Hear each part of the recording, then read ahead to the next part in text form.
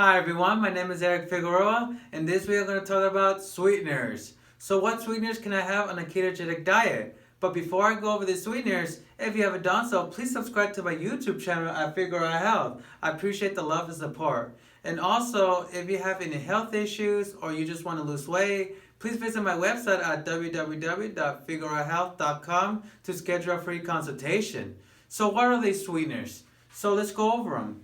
Maltodextrin have a glycemic index of 110. That's way too high, and that's going to spike up blood sugars way too quickly. The thing with maltodextrin is that it is in a lot of the foods. So it's important to also read not only the label, which contains the fat and the protein and the carbohydrates, but also read this ingredient, which is the small letters. So that's something to avoid. Glucose have a glycemic index of 100. That's still pretty high, so I would avoid it completely. Sucrose, which is table sugar, have a glycemic index of 65, so I would avoid sucrose.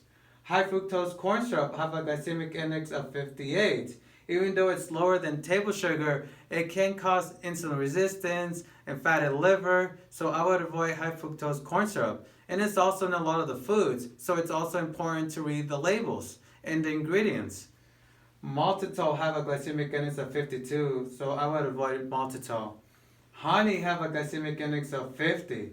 So with honey is that some people use honey for keto, but if you haven't been losing weight because of honey, that's something that I would avoid, so just keep in mind.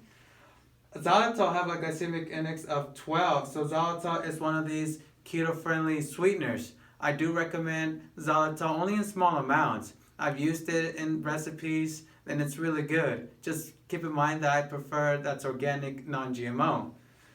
Sorbitol have a glycemic index of 9, so that's good for keto. IMO, what's IMO? IMO stands for inositol oligosaccharides, have a glycemic index of 9. So I would recommend IMO, which is a liquid that people use under keto sweeteners. Mannitol have a glycemic index of 2, so that's good. Erythritol have a glycemic index of 0. So erythritol is one of these keto-friendly sweeteners that I use in my recipes. I do recommend it. It's not as sweet as xylitol, but it's really good. The thing with erythritol is that you don't want to overdo it because it may cause bloating. So just keep in mind of that. Monk fruit have a glycemic index of 0. So monk fruit is good for keto. Stevia have a glycemic index of 0. So that's still pretty good. Trivia, which is a combination of erythritol and stevia, have a glycemic index of 0. So trivia is also good for keto. Also, foods that you also want to avoid such as splenda and sweeteners. So usually those are packets that servers give you to put in your coffee, because the thing is that these sweeteners can increase insulin resistance, it can lead to a leaky gut, and it can destroy the microbes. And also to avoid is coconut sugar and agave nectar, because those are also higher glycemic and it's going to spike up blood sugars. So this gives you a recap of what are the sweeteners and what sweeteners you could have on a ketogenic diet.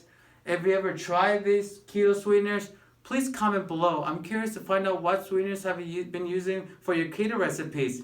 Thanks for watching. I'll see you in the next video.